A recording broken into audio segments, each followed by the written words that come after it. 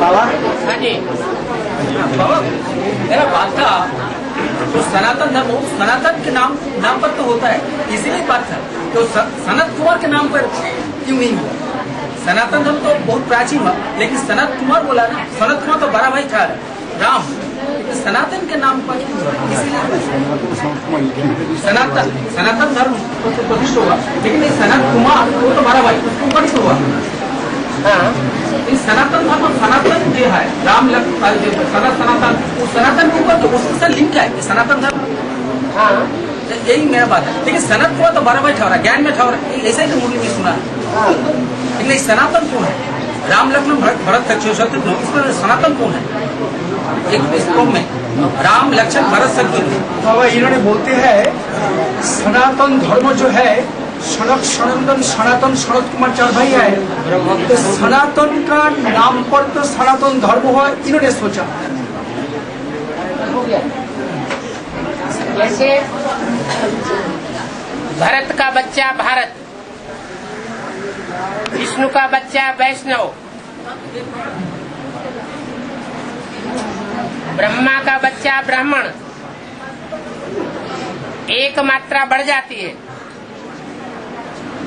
ऐसे ही बड़े भाई को बाप समान माना जाता है।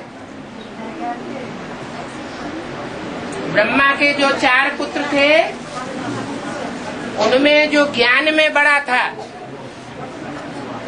उसका नाम सनत, उसका बच्चा कहा जाता है सनातन।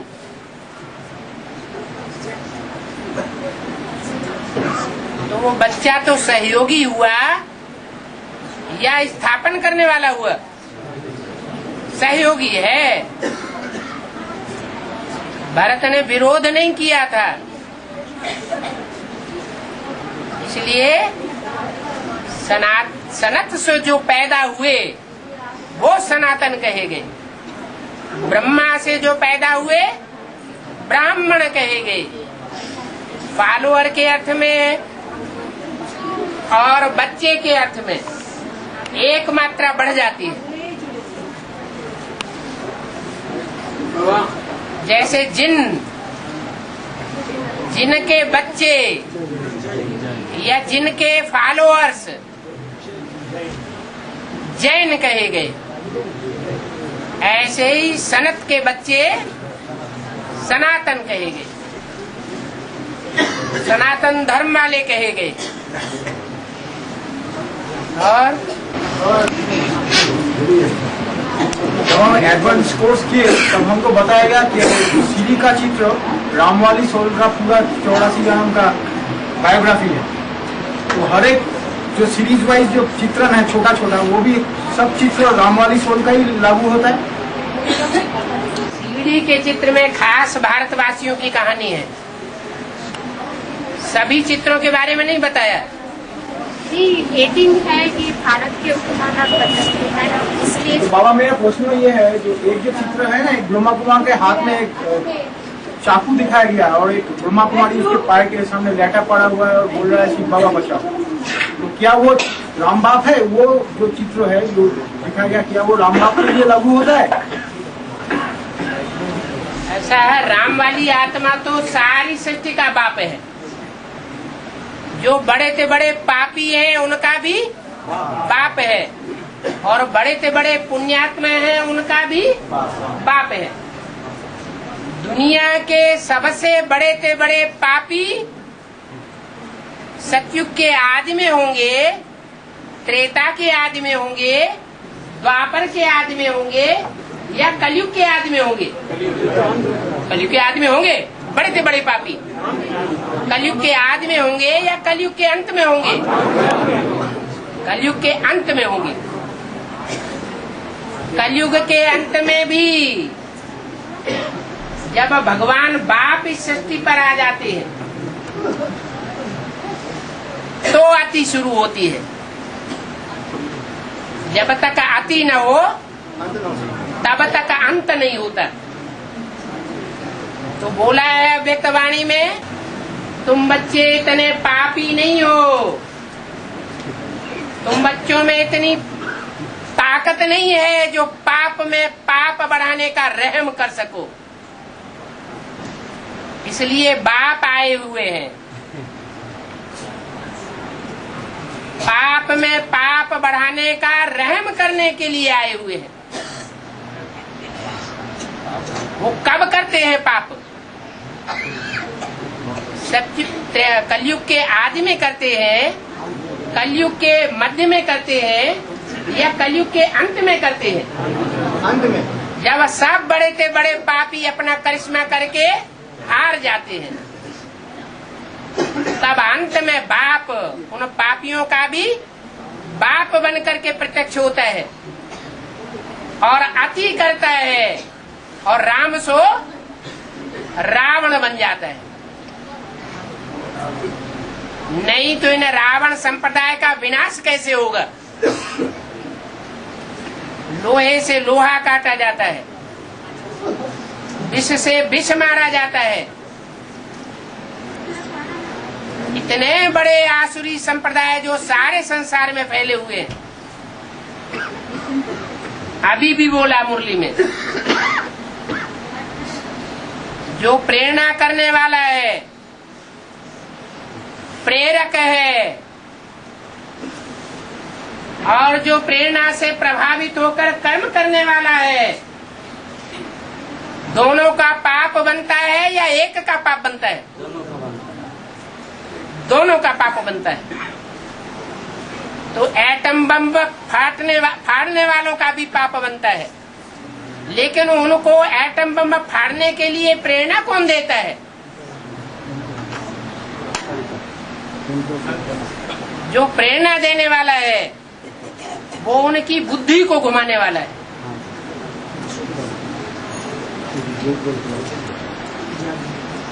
ये काम पावरफुल कर सकता है, साधारण आत्माएं नहीं कर सकती।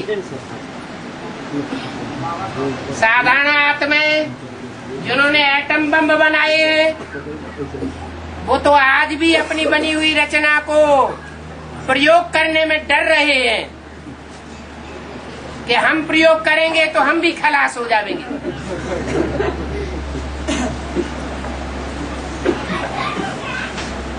तो सीढ़ी के चित्र में जो भी दिखाया गया है, चाहे हनुमान हो, चाहे गणेश हो, चाहे नारायण हो, चाहे राम हो, सबका बीज कौन है? सबका बीज राम। पुण्य आत्माओं की दुनिया मेरी है, तो पाप आत्माओं की दुनिया मेरी नहीं है क्या? मुरली में बोला। देवताओं की दुनिया मेरी है, तो राक्षसी दुनिया मेरी नहीं है क्या? वो तो सबका बाप है। बाकी चित्र में चित्र तो वो दिखाया जाता है जिसके चित्रण का अक्ष खींचा जा सके।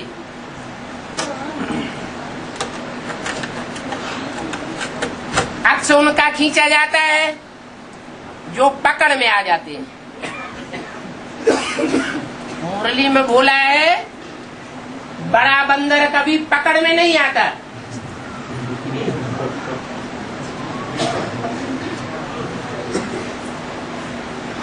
और शिव बाप कहते हैं तुम सब बच्चे राम संप्रदाय हो। राम संप्रदाय अर्थात है? राम संप्रदाय कौन थे? बंदर सेना थी। बंदरों का मुखिया कौन था? हनुमान। हनुमान का कौन सा वीर नाम दिया है? महावीर। तुम बच्चे हो महावीर और महावीरनीय।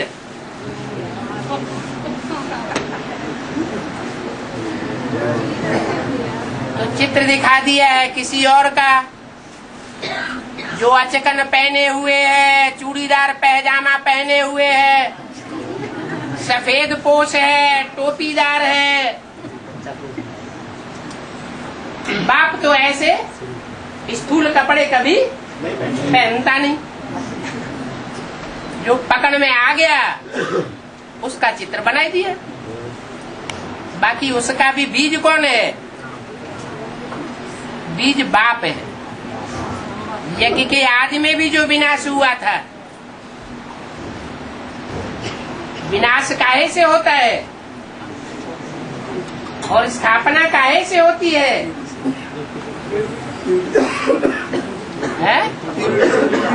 प्योरिटी से होती है स्थापना और अपवित्रता से होता है विनाश। यज्ञ के आदि में संपूर्ण ज्ञान नहीं था।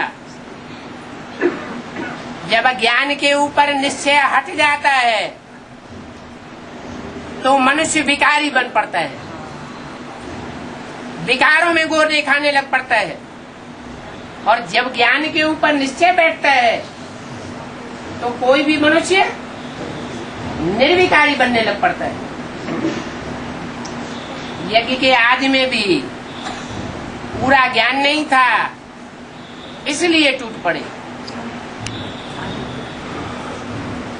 और नपुंसक कौन बनता है? दिखाते हैं अर्जुन को। महाभारत में अर्जुन को दिखाया गया है। उसको राजा विराट के दरबार में ब्रह्मनाला का पाठ दिया गया।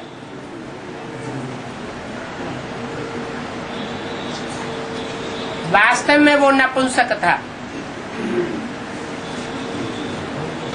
क्यों बनते? कौन सा पाप किया? पाप नहीं किया। सबसे जास्ती योग बल में माहिर कौन हुआ? सबसे जास्ती ज्ञान बाण मारने में तीखा कौन गया? सबसे जास्ती जो ज्ञान में तीखा होता है वही योग बल में भी तीखा होता है। तो जो योग बल में तीखा होता है उसकी कर्मेंद्रियां कैसी हो जाती हैं? शीतल हो जाती है। तो शीतल कर्मेंद्रियां हो जाती है। उसके रहस्य को जिन्होंने नहीं समझा उन्होंने अर्जुन को नपुंसक कह दिया। वास्तव में अर्जुन नपुंसक नहीं था।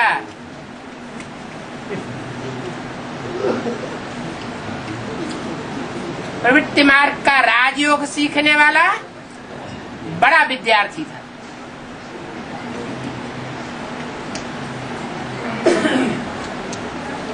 और जो बाहर दुनिया में जो रमेश भाई है, रमेश भाई नाम करके जानते होंगे, रमेश भाई, उन्होंने लौकी बाहरी दुनिया में बहुत बाबा के हमारे जो सॉल्ट लेक सेंटर है उनको बहुत बदनाम करते चलते, मैंने बहुत बदनामी करते हैं और बहुत उल्टा सीधा बोलते हैं बाबा। बहुत एडवांस के भाई को भी बोलते हैं और बेसिक में तो वो अपना अधिक करते हैं। तो उनका कहना है कि जो भगवान होगा उसको जेल जाने की दरकार क्या होगा? कृष्ण भगवान जेल में नहीं गए थे। भक्ति मार्ग में कृष्ण को जेल में डाला गया, कंस की जेल में। तो वो जेल नहीं थी क्या? है? और शिव भगवान इस दुनिया को जेल नहीं बताते हैं। ये दुनिया क्या है? जेल ही तो है। जेल की दुनिया में जेल में जाना डबल जेल हो गई। डबल जेल में जाते हुए भी, रहते हुए भी कोई स्वतंत्र रह करके दिखावे, ऊंची स्टेज बना करके दिखावे, तो उसकी मन बुद्धि रूपी आत्मा को स्वतंत्र कहेंगे या जेल में पड़ा हुआ कहेंगे? बाबा, ये वेद में जो चार भाई है, सनत, सनंद, सनातन, सनत कुमार छोटा है न बड़ा है? चार भाई जेल में है ना? जेल में है कि वेद में? वेद शास्त्र में, वेद शास्त्रों में चार भाई दिखाना है। सनत, सनंद, सनातन, सनत कुमार छोटा की बड़ा? सनत कुमार सबसे छोटा दिखाया जाता है। लौकिक आयु में, लेकिन ज्ञान में सबसे बड़ा। मुरली में भी बोला है, जो ज्ञान में बड़ा वह बड़ा ठहरा। हम समझते हैं ये उच्च पद पाने वाला है। और रामायण के राम होता है तो हाँ जी, अच्छा, वो ज्ञान से बड़ा था इसलिए उससे बड़ा है। सनातन धर्म का लोग जो थे वो मंदिर में तो जाते हैं, लेकिन मंदिर में गिरजा में भी जाते हैं और मस्जिद में भी जाते हैं। लेकिन कोई धर्म लोग का सनातन धर्म का मंदिर में आते नहीं है। इसका मतलब क्या है? आज ये ब्राह्मण परिवार में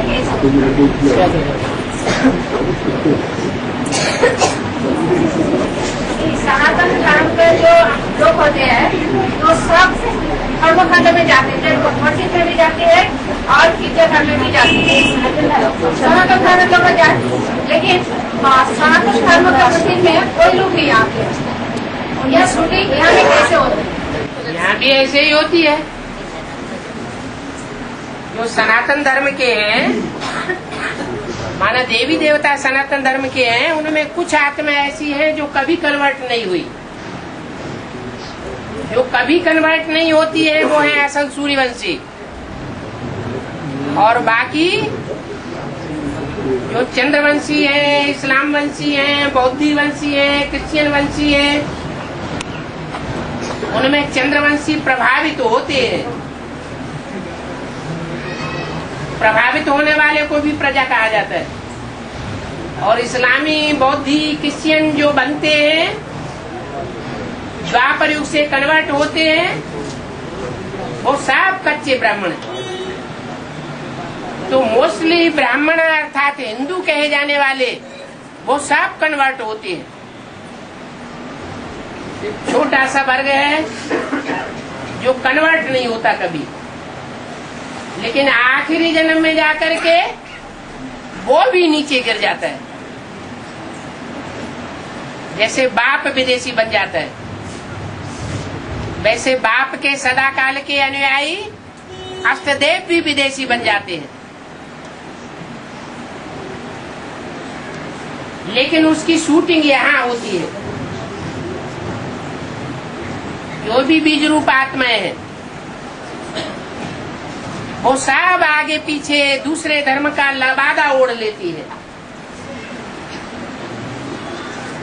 दूसरे धर्म का लबादा ओढ़ने के बाद फिर वो पक्के नहीं बन पाते। जैसे बाबा कहते हैं, कोई ज्ञान में चलते चलते 5वीं बार से नीचे गिर जाए और फिर उठ करके दोबारा चलने लग पड़े, तो क्या उतना ही ऊंचा पद पा सकता है जितना पहले ऊंचा पद बना था? नहीं पता, चोट लग जाती है। ऐसे ही भक्ति मार्ग में जो एक बार कन्वर्ट हो गए, वो नीचे से नीची मेंटेलिटी वाले बनते जाते हैं। वो कभी उठ नहीं पाते। यहाँ एडवांस में भी ऐसे ही है। जो एक बार गिर जाते हैं वो फिर उठ नहीं पाते, भले माफीनामा भी लिख करके दे दे तो भी मन बुद्धि के अंदर वो उमंग उत्साह नहीं आता है जो आदि में आया था। अंत में तो साफ परिवर्तन हो जाएंगे। हाँ, बैल है ना, बैलगाड़ी जब चलाता है ड्राइवर, तो बाया टायर में चलाने के लिए टिक टिक करता है, एक बार अगर आवाज बोलता है। हाँ। इसलिए उनसे बोलवाओ, टिक टिक करता है, ज्ञान नहीं जानने के बाद और आवाज करता है। इसका मतलब क्या है?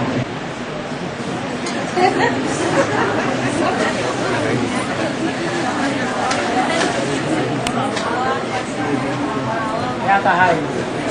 मुझे बैलगाड़ी जब चलाता है ना, ड्राइवर गाड़ी दाना पाया लगाने के लिए टिक एक बार बोलता है, एक बार बोलता है आओ आओ। केसरी गाया में जाता है, जब आओ बोलता है बाया में जाता है, बाया में जाता है। तो हम लोग तो उसमें इनको टिक टिक करते हैं ना।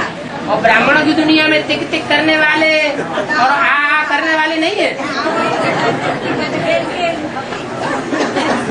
तो भगवान को बुलाते हैं, वो बार बार कहते हैं कि हे राम सीता पतित पावन आओ हमारे पास आओ, हम पतित से पावन बने तुम्हारे संग के रंग से।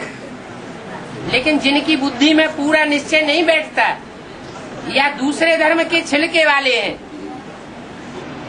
वो बुलाते नहीं है, वो अपनी ही टिक टिक करते हैं। जो अपने ही ज्ञान की टिक टिक करते रहते हैं, उनको फिर बुलाने की दरकार नहीं। जो देवी देवता सनातन धर्म के पक्के हैं, वो पतित पावन राम को बुलाते भी हैं, और जो पतित से पावन इस जन्म में बनते नहीं हैं, वो पतित पावन बाप को बुलाते भी नहीं। बाबा हम लोग में संदेश में जाते हैं, उसमें ब्रह्मा विष्णु प्रवेश करते हैं क्या? हैं? हम लोग में संदेश जाते हैं ना, हाँ जी। उसमें कि ब्रह्मा विष्णु प्रवेश करते हैं क्या? माउंट आबू में जब शादी किया जाते हैं तो उस टाइम ब्रह्मा बाबा का सोल प्रवेश करते हैं। सोल प्रवेश करने की जरूरत नहीं होती है। जो ध्यान में जाते हैं, साक्षात्कार में जाते हैं, उसके लिए सोल प्रवेश होने की बात नहीं है। मीरा को साक्षात्कार हुए तो कोई सोल ने थोड़े ही प्रवेश किया। तो ड्रामा में जो नूद है उस अनुसार उनको जैसे स्वप्न में जाते हैं वैसे साक्षात्कार हो जाते हैं। सोल प्रवेश होना जरूरी नहीं है। नहीं बाबा, वो जो ट्रांस में जाके डेट बोलते हैं, बाप दादा का मिलने का एक डेट बोलते हैं ना, वो करेक्ट? वो तो दुनिया में भी भूत प्रेतों का आवाहन करते हैं, देवी आती है, महाकाली आती है, तो उनके वो भी अपनी डेट बता देते हैं, किस दिन आवेंगे। कोई बड़ी बात नहीं है। बाबा है आसुक मासुक इसका ब्याज जवाब दिया। आसुक और मासुक, आशिक तो बाबा कहते हैं वास्तव में शब्द है आशिक। आशिक माने फिदा होने वाला, मासूक माने जिसके ऊपर फिदा हुआ जाए। हाँ जी। बाबा सत्य त्रेता द्वापर के लिए 4 युगों में सत्य एक है, त्रेता 3 है? त्रेता माने 3, तृतीय 3 ऐसा नहीं, ऐसा तो कुछ नहीं। द्वापर 2 ऐसा धीरे आना ऐसे नहीं होता। त्रेता 3 है, इसका क्या मतलब? तो आप पर आगे नहीं नहीं नहीं, त्रेता नाम इसलिए पड़ा कि त्रेता में 13 जन्म होते हैं, इसलिए त्रेता नाम पड़ा। बाकी त्रेता में 3 होते हैं ऐसी कोई बात नहीं।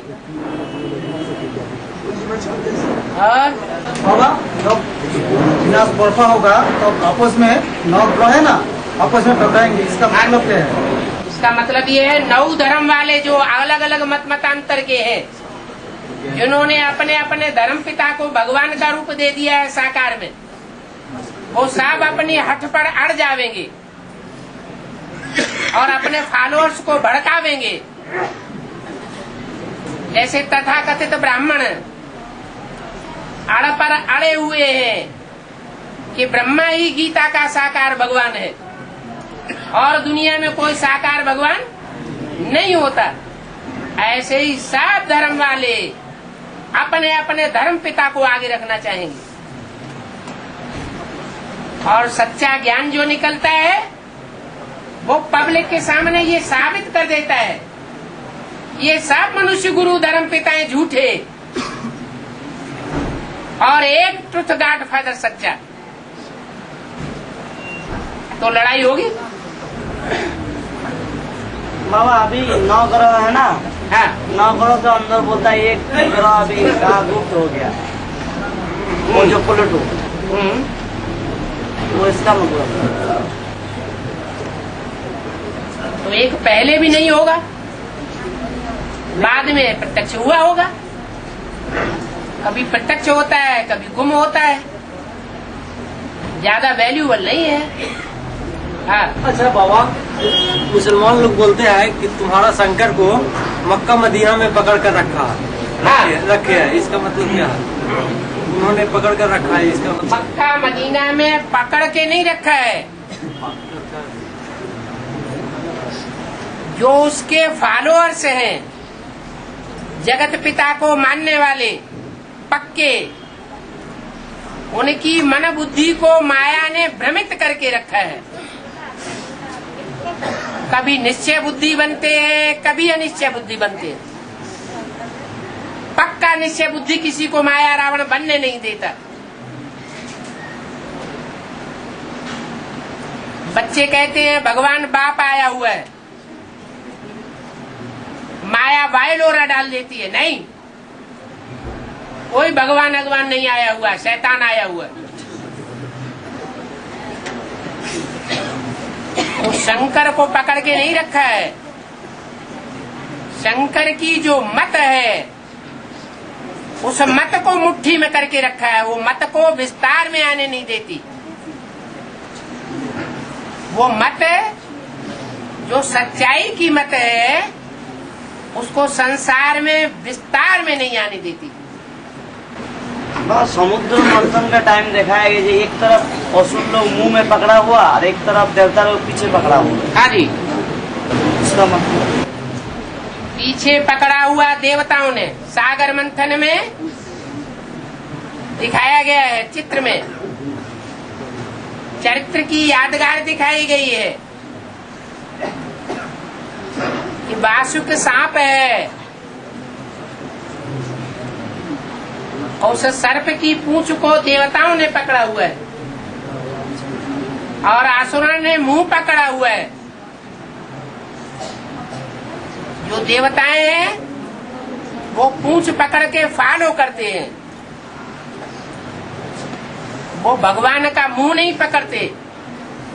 ये उस मुरली में तुमने ऐसा बोला, इस मुरली में ऐसा बोला, ऐसा क्यों? उनको मुरली में ही कंट्रास्ट दिखाई पड़ता है। और जो देवात्माएं होती है, उनको मुरली की बातों में कोई कंट्रास्ट नहीं दिखाई पड़ता। वो हर बात को फॉलो करती है। भगवान के वाक्यों को उन्हें आलोड़न करने की दरकार नहीं। ये सुनने के बाद बाबा बेसिक लोग तो हम लोग को बोलते, तुम लोग पूछा है, हम लोग तुम लोग ये तो बोलता है ये मुरली में है, वो मुरली में है। हाँ, तो उन लोग बोलते हम लोग सिर्फ चल रहे हैं, तो मुरली में बोलते ना एथल्स पार्टी, तो ये है क्या है? मुंह को पकड़ते हैं। इसका मुख पकड़ते हैं। हम लोग मुरली का डेट दिखाते है ना, हाँ। बाबा का प्रूफ करते हैं। हाँ तो उल्टा हाँ, तो ब्रह्मा बाबा के मुख से नहीं बोली गई मुरली। तो बोलता है आप ही लोग तो मुरली को पकड़ते ही ऐसा होगा, इसलिए बोलता ऐसा है आप लोग मुँह साफ मुरली को नहीं पकड़े, और किसको पकड़े? तारीख बता रहे हैं, हैं? मुरली की तारीख बताते हैं ना। हाँ, तो तारीख बताना कोई मुंह पकड़ना है क्या? तारीख बताते हैं सो क्या हुआ? तो बुरी बात क्या हो गई है? भगवान के वर्षंस का हम उदाहरण नहीं देंगे तो क्या असुरों के वर्षंस का उदाहरण देंगे? जो क्वालिफिकेशन बाबा ने हम लोग को दे रहा, वो जब बता रहे तो बोलता नहीं तुम लोग ठीक नहीं बोलते, ये ठीक है, तुम लोग उल्टा बता रहे, ऐसे बोलता है। उनके कहने से क्या होता है? दूसरे धर्म में इसीलिए तो लड़ रहे हैं, दूसरे धर्म है इसीलिए तो लड़ रहे हैं, इसलिए दूसरे धर्म है इसीलिए तो लड़ रहे हैं वे लोग। हाँ, वो अपने धर्म पिताओं को सच्चा मानते हैं। अच्छा मानते हैं। फिर दुर्गापुर में ऐसे ही करना, बोला राम भाई का मिला होगा, पकड़ के पीटो आप सब लोग, हम लोग को हाँ बोलते पकड़ के पीटो उस लोग को। हाँ, ये कौन से धर्म में सिखाया गया पकड़ के पीटो? तो ये लोग कर रहे थे, है? तो उन लोग को पकड़ के पीटो तब ठीक हो जाए। हाँ हाँ, ये कौन सा धर्म सिखाता है पकड़ के पीटो?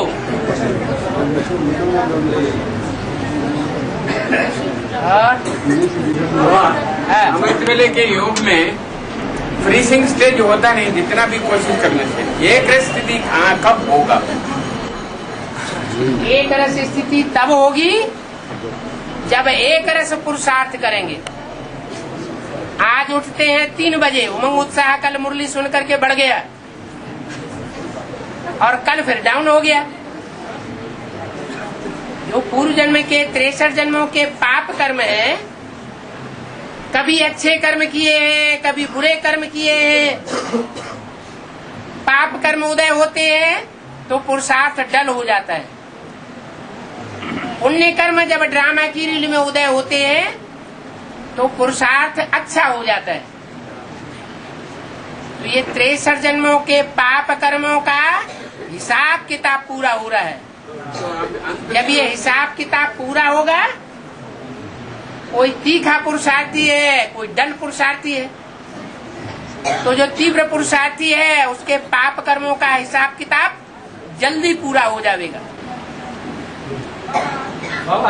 वो कर्मातीत स्टेज को पालेगा जल्दी। और जो डल होंगे वो नंबरवार की लिस्ट में चले जाएंगे। हाँ, अमृत बेला ब्रह्म मुहूर्त का कुछ फर्क है? ब्रह्म मुहूर्त कहते हैं, ब्रह्म मुहूर्त, हाँ। अमृत बेला हाँ। बोला तो अमूल्य में बोला 2 से 4 बजे और ज्यादा से ज्यादा 4:45। हाँ। लेकिन ब्रह्म मुहूर्त का कोई पर्टिकुलर टाइम है? ब्रह्म मुहूर्त माने ब्रह्मा के द्वारा परमात्मा शिव ने जब काम करना शुरू किया तो उसको कहेंगे ब्रह्म मुहूर्त। परमात्मा शिव इस सृष्टि पर आता है तो प्रत्यक्ष होता है। पहले धीमी किरणों से प्रत्यक्ष होता है, बाद में तीक्ष्ण किरणों से प्रत्यक्ष होता है।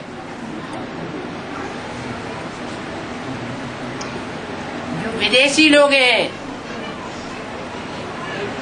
उनके लिए दिन की शुरुआत रात्रि के 12 बजे से हो जाती है।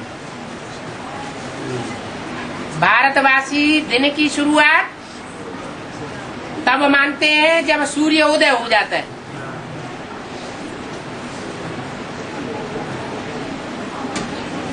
तो सूर्य उदय होने से पहले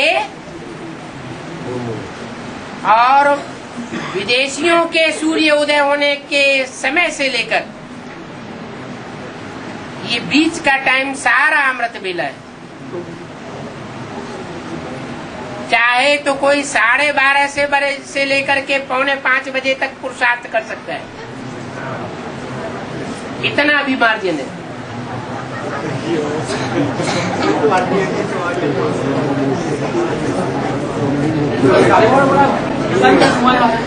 है 12 से 1 बजे तक बहुत काला समय है।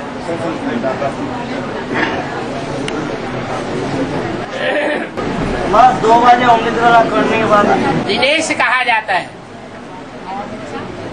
दिनेश नाम सूर्य का है। दिन का ईश्वर, दिन ईश, दिन का ईश्वर। तो विदेशियों के लिए दिन की शुरुआत रात्रि के 12 बजे से, और भारतवासियों के लिए, क्योंकि भारतवासियों में कुंभकर्ण कोई संख्या ज्यादा होती है, तो जब सूर्य उदय हो जाता है तब उनकी आंख खुलती है। तो भारतवासियों के लिए दिनेश सूर्य के उदय होने के बाद दिन का ईश माना जाता है। वास्तव में घोर अंधकार की रात्रि उच्छेदन होना जब से शुरू होती है तब ही से कहा जाएगा सूर्य उदय होने लगा। ऐसे नहीं कि जब सूर्य लाल लाल गोला निकल के बाहर आ गया क्षितिज से तो दिन की शुरुआत हुई। इसलिए लास्ट में कोई कोई आत्मा ऐसी निकलेंगी जो अमृत वेले का पुरुषार्थ सफल करके आगे बढ़ जाएंगी।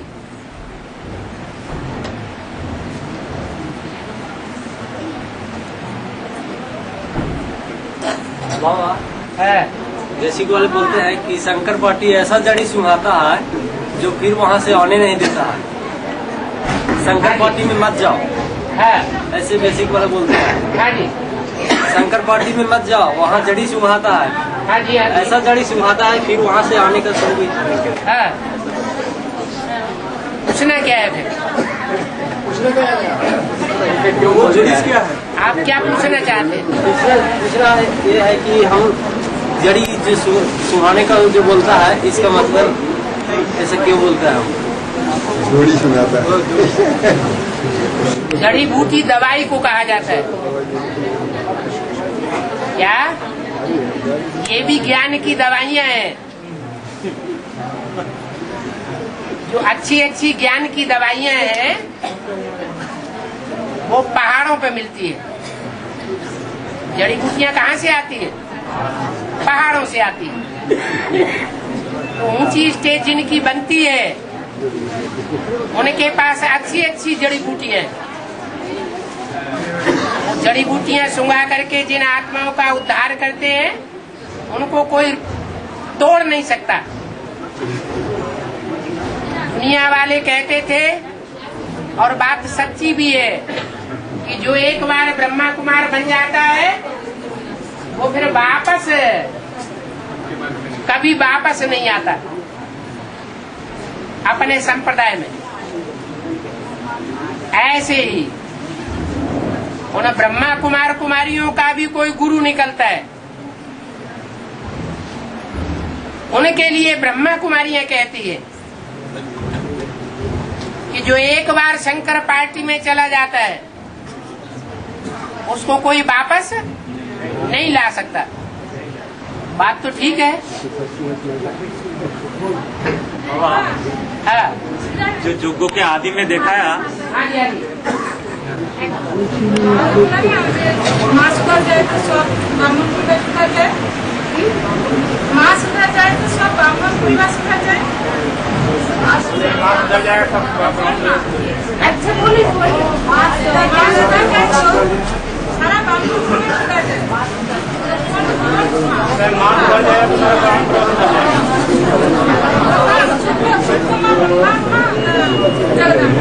बोले कि माँ सुधर जाए तो सारा ब्राह्मण परिवार सुधर जाए, तो कौन सा माँ के लिए लागू है?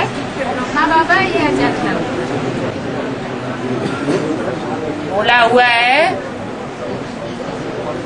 दिल्ली का सुधार सारे भारत का सुधार, दिल्ली का परिवर्तन सारी दुनिया का परिवर्तन। दिल्ली स्वर्ग की भी राजधानी और दिल्ली नरक की भी राजधानी। दिल्ली बड़े से बड़ा परिस्थान बनती है और दिल्ली बड़े से बड़ा कब्रिस्तान बनती है। कब्रिस्तान बनाने वाले कौन? दूसरे धर्म वाले।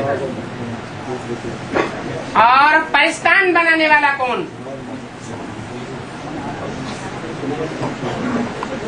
दिल्ली को परिस्थान बनाने वाला कौन और दिल्ली को कब्रिस्तान बनाने वाले कौन?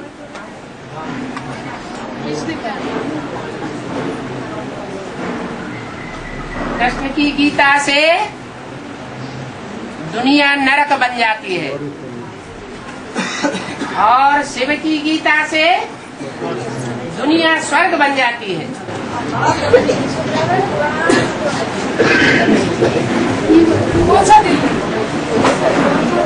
एक है नई दिल्ली, एक है पुरानी दिल्ली। नई दिल्ली की रचना अंग्रेज लोगों ने की है, क्रिश्चियंस ने की है। नई दिल्ली सारी ही लाल पत्थरों की बनी हुई है। कैसे पत्थर बुद्धि है? लाल पत्थर बुद्धि। लाल रंग किस बात की निशानी है? क्रांति की निशानी है। माँ काली की जीव की रंग कैसा दिखाया जाता है? लाल दिखाया जाता है। तो लाल रंग है क्रांतिकारी की यादगार। दिल्ली से ही दुनिया का परिवर्तन होता है। तो माधु ने पूछे कौन सी दिल्ली है, नई दिल्ली या पुरानी दिल्ली?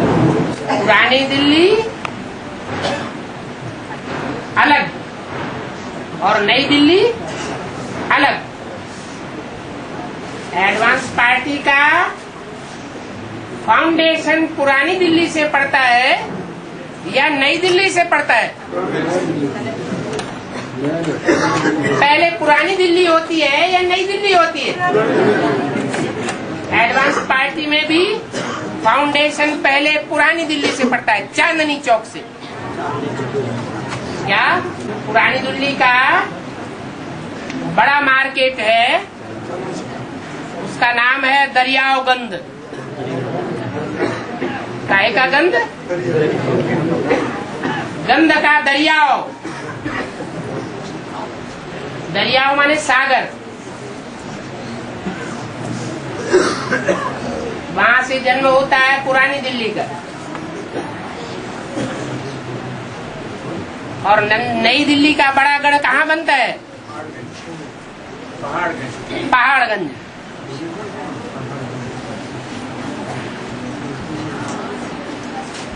पहाड़ तो ऊंची स्टेज वाला होता है।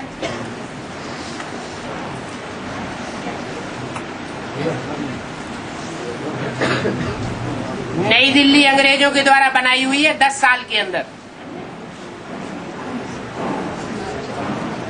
क्या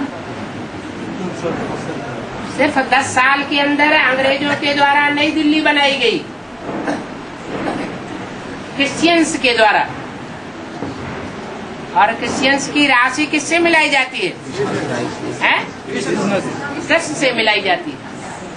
माने ब्राह्मणों की दुनिया में कोई संगमयुगी कृष्ण भी होता है। जो संगमयुगी कृष्ण 2004 की कलयुगी शूटिंग के बाद नई दिल्ली का फाउंडेशन डालता है।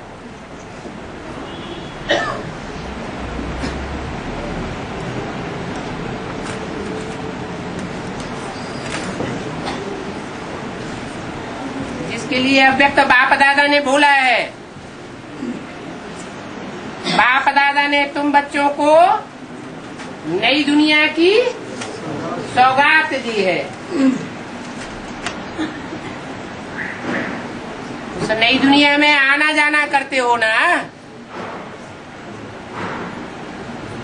तो 2004-5 से लेकर के 10 वर्ष कब पूरे होते हैं?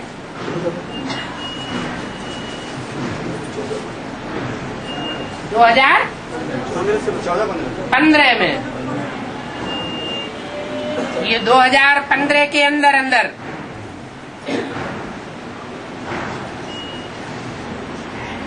नई दिल्ली का फाउंडेशन पक्का हो जाता है।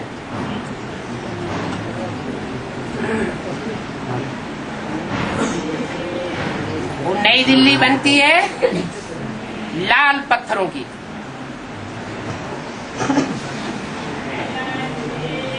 सतयुग में जो नई दिल्ली होगी वो पत्थरों की होगी या हीरे जवाहरातों की होगी?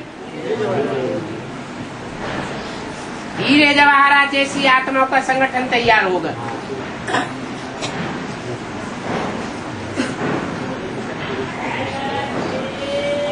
जब हीरे जैसी आत्माओं का संगठन तैयार होगा तो सतयुगी कृष्ण का जन्म हो जाएगा।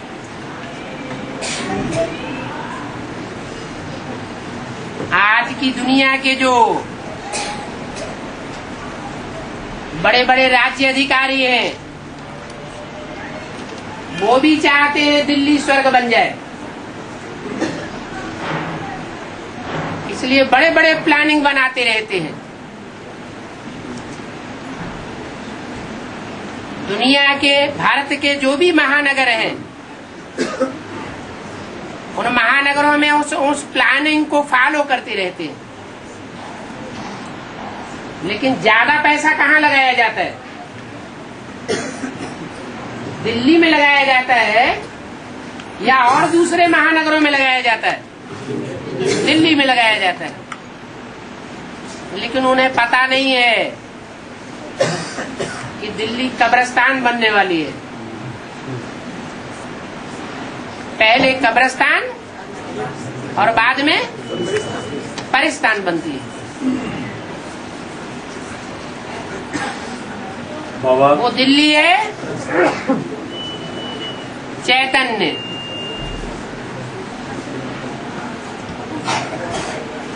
कोई जड़ दिल्ली की बात नहीं है। चैतन्य दिल्ली के भी दो हिस्से कर दिए गए, पुरानी दिल्ली और नई दिल्ली। एडवांस पार्टी की पुरानी दिल्ली, जिसके द्वारा एडवांस पार्टी का फाउंडेशन पड़ा था, लेकिन वो दिल्ली उजड़ गई।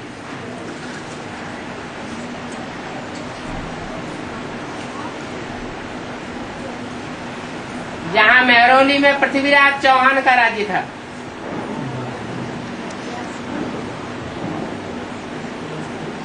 पहले पहले दिल्ली का एक सारा का सारा सेंटर एडवांस पार्टी में कन्वर्ट हो गया, जिसके लिए मुरली में बोला था एक पूरा का पूरा सेंटर सारा ही कन्वर्ट हो जावे तो आवाज निकल जावे।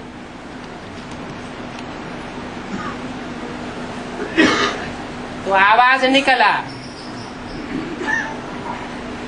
पुरानी दिल्ली के द्वारा।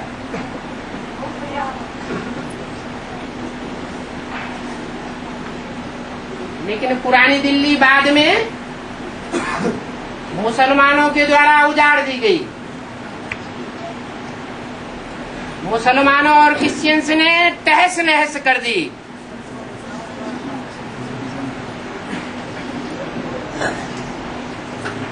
बाद में क्रिश्चियंस को भागना पड़ता है। गांधी बापू ने क्रिश्चियंस को भगाया और यहाँ बेहद के जो गांधी बापू हैं, उन्होंने दिल्ली के वर्चस्व से क्रिश्चियंस को भगा दिया।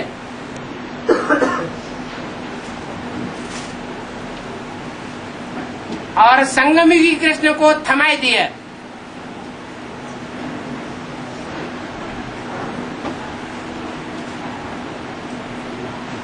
जो कृष्ण नई दुनिया का फाउंडेशन डालने के अंत में निमित्त बन जाता है। तो नई दिल्ली भी चैतन्य में है, पुरानी दिल्ली भी चैतन्य में है। पुरानी दिल्ली की गलियां बड़ी सकरी हैं और नई दिल्ली की गलियां राजमार्ग हैं, बहुत चौड़ी है।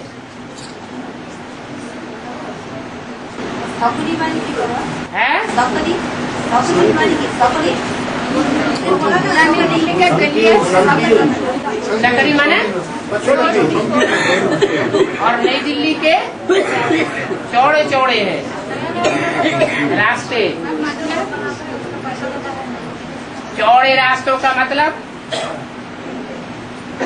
ज्ञान का जो रास्ता है वो बिल्कुल चौड़ा है, क्लियर है।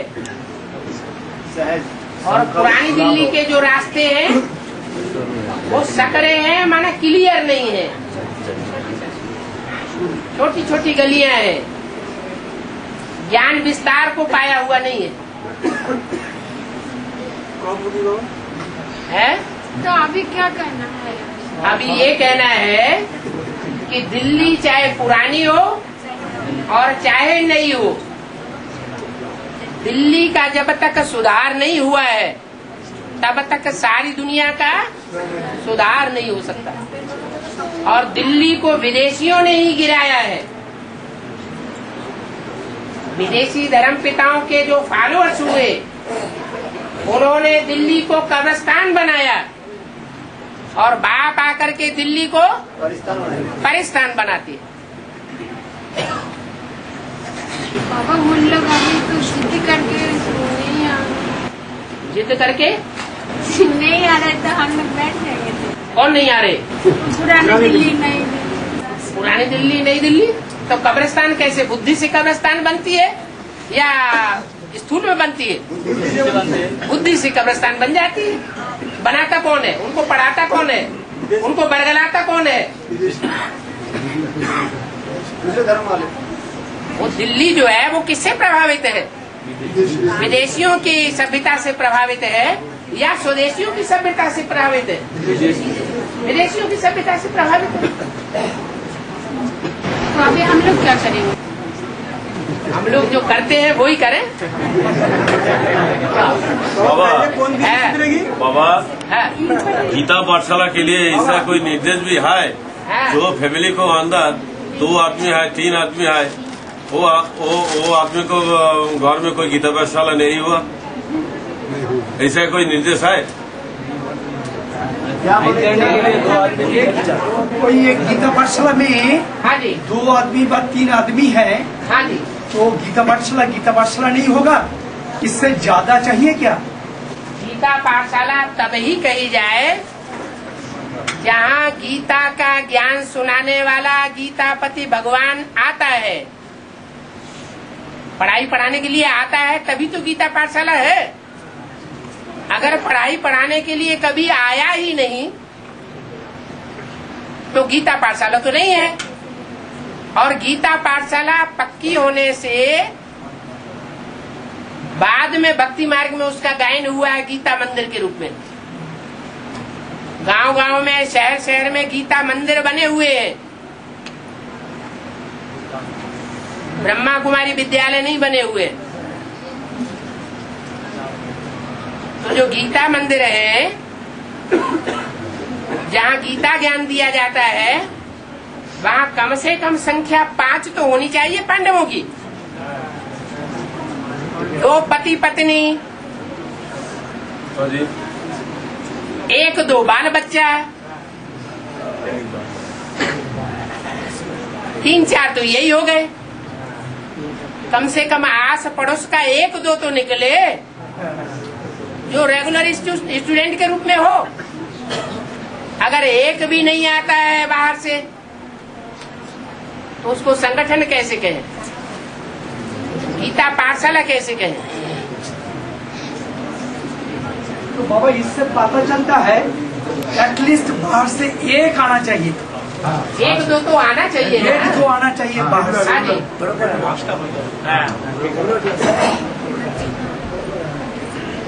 और बाबा पहले कौन दिल्ली सुधरेगी?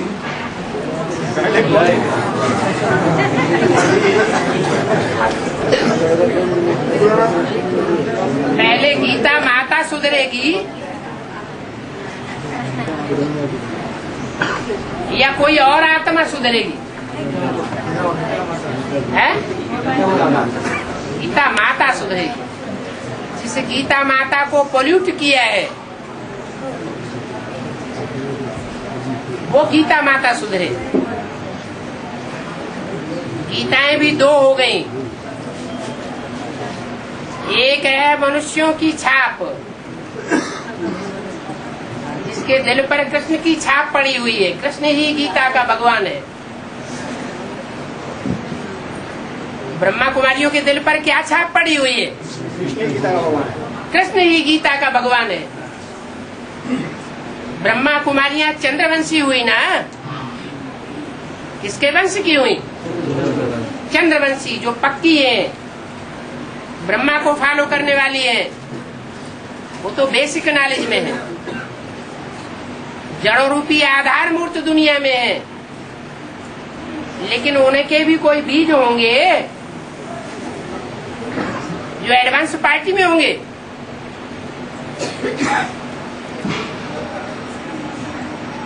अरे चंद्रवंशियों का कोई बीज होगा या नहीं होगा? तो चंद्रवंशियों का बीज कौन? एडवांस पार्टी में। नहीं, ब्रह्मा बाबा तो बीज रूप आत्मा है ही नहीं। जगदम्बा तो ब्रह्मा कुमारियों में जो भी स्वभाव, संस्कार, परंपराएं हैं, उनका बीज कौन है? कौन है बीज? जगदम्बा। वो यज्ञ के आदि से ही वो बीज पड़ा हुआ है भक्ति का। जब ब्रह्मा बाबा के साक्षात्कारों का रहस्य खुला था, उस समय भक्ति का बीज डालने का निमित्त कौन बना? सुनने सुनाने का निमित्त कौन बना? और समझने समझाने का निमित्त कौन बना? और धारणा करने कराने का भी कोई निमित्त होगा जो प्रत्यक्ष नहीं हुआ।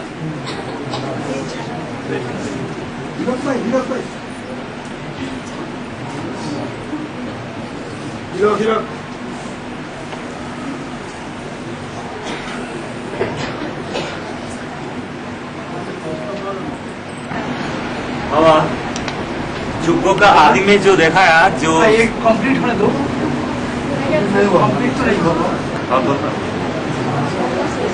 हो गया तो कंप्लीट। गीता का भगवान क्यों शंकर भोलेनाथ को बताया गया? हाँ, बेसिक में बताया गया था कि गीता का भगवान श्री कृष्ण है, मानते श्री कृष्ण उर्फ ब्रह्मा बाबा। हाँ। तो क्या ये बेसिक एडवांस पार्टी में भी लागू हुआ कि गीता का भगवान यहाँ संगमी कृष्ण को समझा जाता है? गीता का भगवान संगमयुगी कृष्ण किसको माना जाए? जिसमें दादा लेखराज अंत में प्रवेश करता है उसको माना जाए, या शिव भगवान जिसमें प्रत्यक्ष होता है उसको माना जाए? ब्रह्मा की सोल अंत में किसके द्वारा प्रत्यक्ष होती है?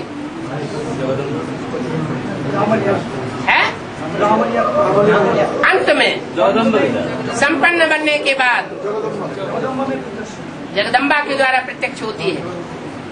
तो जो जगदम्बा के द्वारा कृष्ण की आत्मा प्रत्यक्ष होती है, उसको भक्त लोग कृष्ण भगवान मान लेते हैं।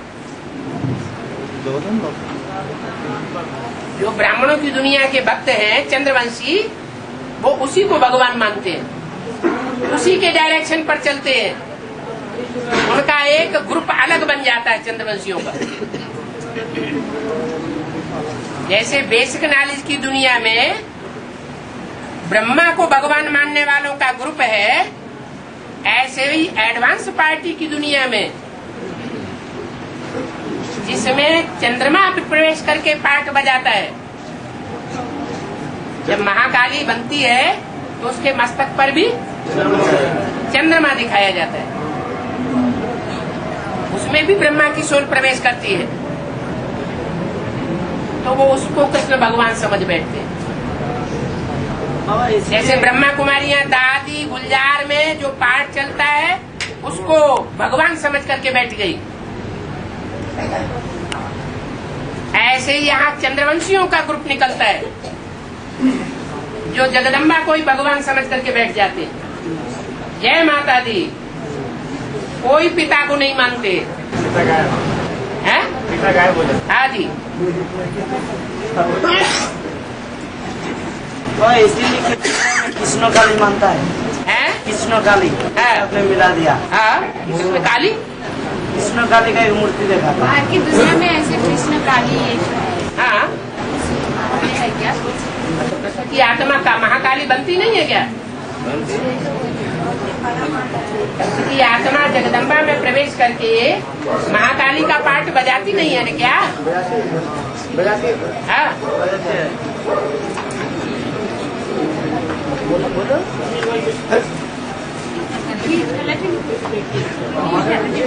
हाँ। भक्ति मार्ग में जो अखंड कीर्तन होता है उसमें हरे राम हरे कृष्ण बोला जाता है। हाँ जी। हरे शंकर क्यों नहीं बोला जाता जबकि उनको देवों में महादेव बोला जाता है? हाँ। तो ऐसा कहे शुरू से? माने आपके अंदर कंट्रास्ट चल रहा है कि कृष्ण अलग है राम अलग है। शंकर पहले जो बात तो बताओ, ये राम अलग है, कृष्ण अलग है, ये कंट्रास्ट बुद्धि में बैठा है क्या? नहीं तो क्यों आएगा? राम और कृष्ण वास्तव में एक ही है या अलग अलग है? राम और कृष्ण का जो प्रैक्टिकल पार्ट चलता है संसार में, जो भगवान के रूप में माना जाता है, वो एक ही पार्ट है या अलग अलग है? अरे वो जो पूछने वाले को बोलने दो ना। अलग अलग है?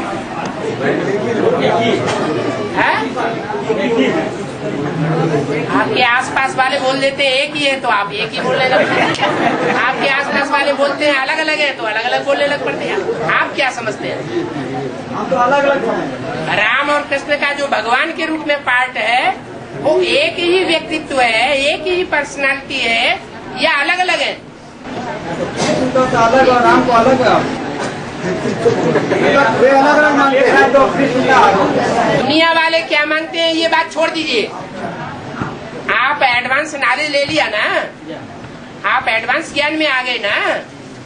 एडवांस ज्ञान के अनुसार जो पर्सनालिटी है कृष्ण की और राम की, वो ब्राह्मणों की संगम की दुनिया में जो कृष्ण भगवान और राम भगवान करके भक्ति मार्ग में पूजा जाता है, वो पर्सनालिटी व्यक्तित्व एक ही है या अलग अलग है? वे अलग अलग समझते हैं। वे अलग अलग समझते हैं। ये समझते हैं अलग अलग। ये सब क्या क्या समझ रहे हैं? एक हम तो एक। अच्छा वोटिंग डाल लो। क्या क्या? राम और कृष्ण के रूप में जो भगवान का रूप माने जाते हैं भक्ति मार्ग में, वो इस समय जो प्रैक्टिकल पार्ट है वो एक ही है या अलग अलग है? हाथ उठाओ।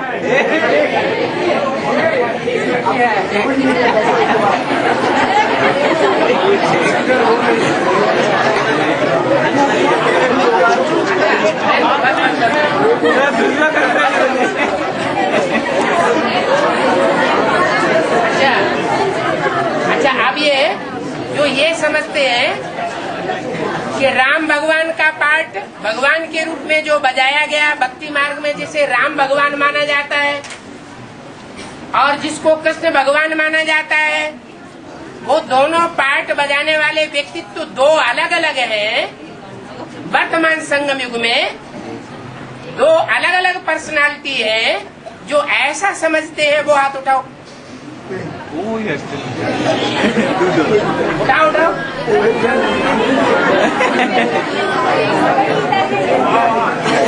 ये पाশে একজন, এই পাশে একজন, এই পাশে একজন, ও পাশে।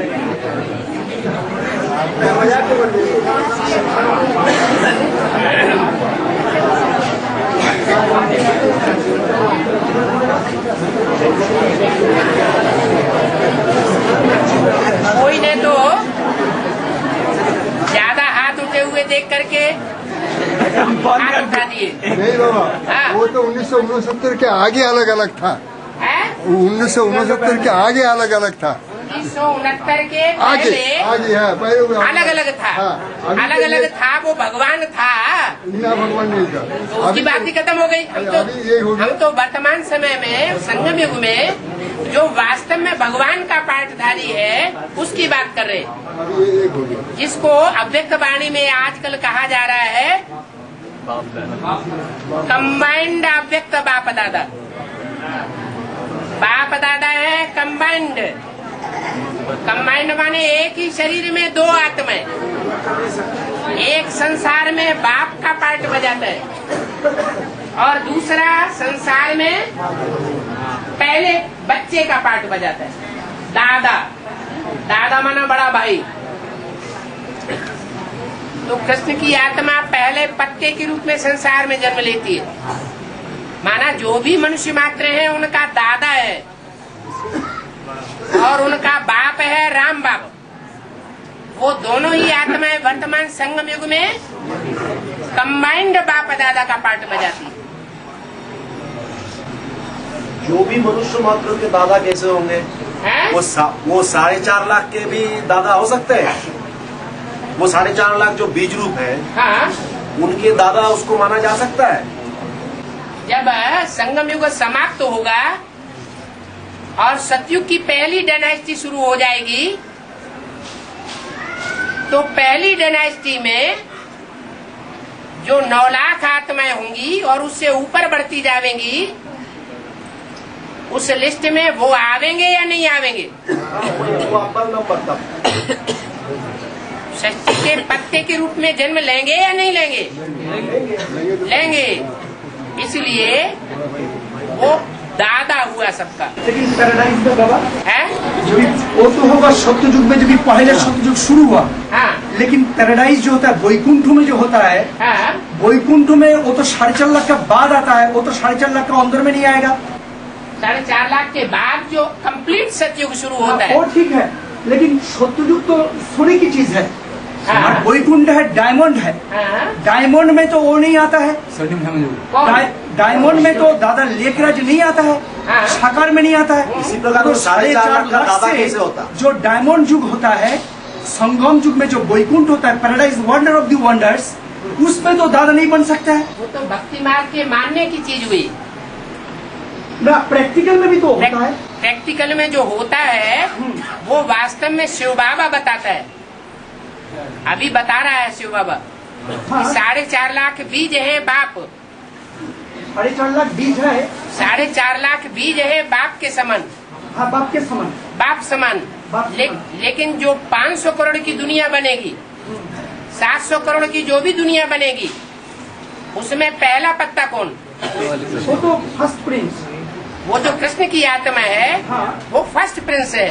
यस। और यज्ञ के आदि में भी वो आदि से लेकर के अंत तक, जब तक बाप प्रत्यक्ष नहीं होता है तब तक उनके कंट्रोल में रहते हैं।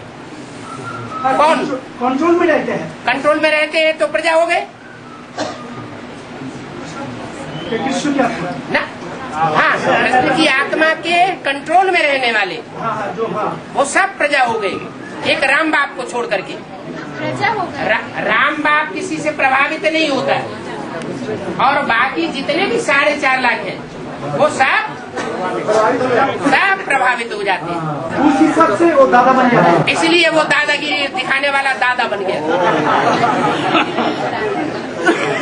लेकिन वो एक तो क्लैरिफिकेशन है बाबा। है? वो क्लैरिफिकेशन तो आदि से अंत तक ऐसा किया है। हाँ। लेकिन जो रिजल्ट निकलते हैं, जैसे बाबा ने बोलता है ये तुम बच्चों को पढ़ते हैं। हाँ। ये तो बीच में सुन लेते हैं। हाँ। तो उस हिसाब से वो तो 4.5 लाख का अंदर ही नहीं आते हैं। जिन तुम बच्चों को पढ़ाता हूँ, उन तुम बच्चों में जो इंट्रोड्यूस किया जाता है वो दादा नहीं करता। मैं तुम बच्चों को पढ़ाई पढ़ाता हूँ जो तुम बच्चे विश्व के मालिक बनते हो। बात खत्म हो गई। जिनको बाप आकर के पढ़ाई पढ़ाते हैं, जिन तुम बच्चों को कहते हैं मैं तुमको पढ़ाता हूँ, ये तो बीच में सुन लेता है। तो किसको पढ़ाता है? औरों को तो नहीं पढ़ाता। जो भी एडवांस नॉलेज है वो औरों की बुद्धि में बैठती है या एक की बुद्धि में बैठती है? एक की बुद्धि में बैठती है, बाकी की बुद्धि में तो नहीं बैठती। इसलिए बाकी सब हैं प्रजा, चाहे राम की प्रजा बन जाते हैं, चाहे कृष्ण की प्रजा बन जाते हैं।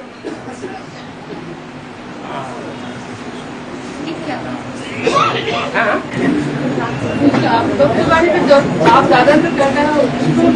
बाप कहा जाता है राम बाप को, और दादा कहा जाता है बड़े भाई को। जो इस मनुष्य सृष्टि का पहला पत्ता है वो बड़ा भाई है। एक ही साथ दो ही आता है। एक साथ दो ही आता है। हाँ, बाप दादा दोनों ही आता है। हाँ,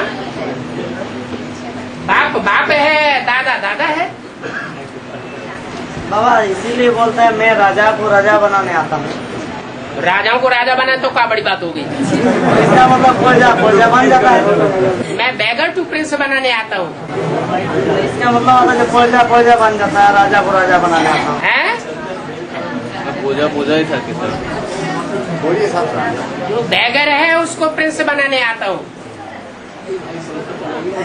गरीब निवाज बाप है, गरीबों को आकर के विश्व की बादशाही देता है। राजा को आकर के विश्व की बादशाही नहीं देता है। राजा को आकर के विश्व की बादशाही देता है क्या? गरीब नवाज है।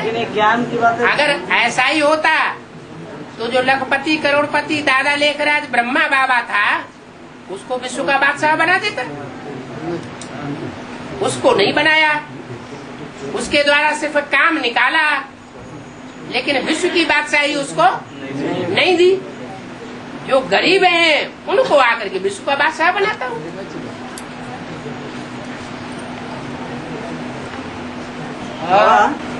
ब्रह्मा कुमार कुमारी है कहते हैं कि बाप दादा का अर्थ होता है एक दादा लेखराज और बाप होता है सुप्रीम सोल, बीच में कोई राम। लेकिन मुरली क्या कहती है? बाबा कहा जाता है साकार और निराकार के मेल को। ब्रह्मा कुमारियाँ क्या कहती है? वो तुम्हारी बुद्धि में बैठ जाता है। ये कहते हैं जे आप लोग जिसको बाबा कहते हैं कहो, लेकिन हमारा बाबा अलग है, हम नहीं मानेंगे। माने इसका मतलब ये हुआ कि तुम अपने बाप के वर्षंस को नहीं मानते हो, और हम बाप के वर्षंस को मानने वाले असली वारिसदार बच्चे हैं। जो अपने बाप के वर्षंस को भूल जाते हैं उनको बाप का बच्चा कहा जाता है क्या? आप बच्चे नहीं हैं, आप हारे हुए हैं और हम जीते हुए हैं। नहीं, वो बोले आप लोग बोलते हैं बाबा साकार और निराकार को मेल को कहा जाए। हम थोड़ी बोलते, मुरली ने बोला। लेकिन वर्ड है बाप दादा। तो बाप में सुप्रीम सोल और दादा में बाप में सुप्रीम सोल, बाप कहा ही जाता। बाप प्रत्यक्ष कब होता है? मनुष्य सृष्टि का। मनुष्य सृष्टि का बाप बाप के रूप में कब प्रत्यक्ष होता है? जब निराकार उसमें प्रवेश होता है। अगर वो प्रवेश न हो तो कोई भी उसको बाप राम बाप मानेगा नहीं। इसलिए वो बाप है और वो दादा है। कृष्ण बच्चा जो यज्ञ के आदि से ही कृष्ण बच्चा घोषित हो गया। किसके द्वारा घोषित हुआ? राम बाप के द्वारा। राम बाप के द्वारा घोषित हुआ। भले उसे कृष्ण बच्चे ने बाद में राम बाप को भुला दिया, अपना नाम डाल दिया ब्रह्मा कुमारी विद्यालय।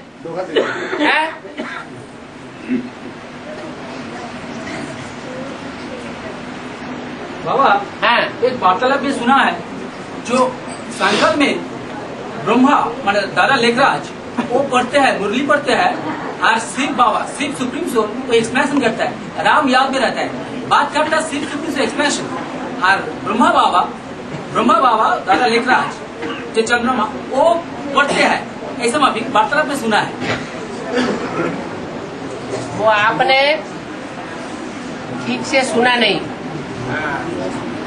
मेरी बात बताई गई है कि पहले बाबा मुरली नहीं चलाते थे। पहले माने कराची से पहले, कराची से मुरली निकलती चली आई है। पहले माने कराची से पहले बाबा मुरली नहीं चलाते थे। 10-15 पेज बैठ करके लिखते थे अमृत वेले, और बाप लिखाते थे। बाप माना सुप्रीम सोल बाप, और माताओं के द्वारा लिखाते थे। माताएं लिखाती थी और कृष्ण की सोल दादा लेखराज लिखते थे। ये बात बताई गई, आपने पता नहीं कैसे उठाई। वार्तालाप में सुना है तो आपने बोला ना राम कहते हैं, राम पहले कृष्ण को बोला कोई संत में कोई होगा कृष्ण का नाम, लेकिन होगा कहाँ से? होगा कहाँ से? उसके लिए तो मुरली में बोला है कोई 20 कोई 25 वर्ष के हो गए होंगे। तो जो 25 वर्ष का हो गया सन 67 में, वो तो 42 में ही सन छोड़ गया, शरीर छोड़ गया। तो 42 में जब शरीर छोड़ दिया तो 42 से लेकर के सन 47-48 में कराची में मुरली चलना शुरू हुई। तो कहाँ से आ गया लिखाने के लिए? इसके शरीर छोड़ने के बाद तो माताएं ही बची ना यज्ञ में। अभी का बात करता है, अभी जो संकट का मूल्य चलता है, संकट एक्सप्रेशन जाता है, उस पर शिव बाबा शिव से लिखा बाबा इन्होंने बोलते हैं अभी जब मुरली पढ़ते हैं अपनी जो भी बोलते हैं तब कृष्ण की सोल वो मुरली पढ़ते हैं। हाँ जी, हाँ जी। और शिव की सोल क्लैरिफिकेशन देते हैं। बिल्कुल ठीक। और हमारी आत्मा याद में बैठ के सुनते हैं। हाँ। ऐसे है बोलते हैं। अभी का जो ये तो आप बोल रहे हैं ना, इन्होंने बोलना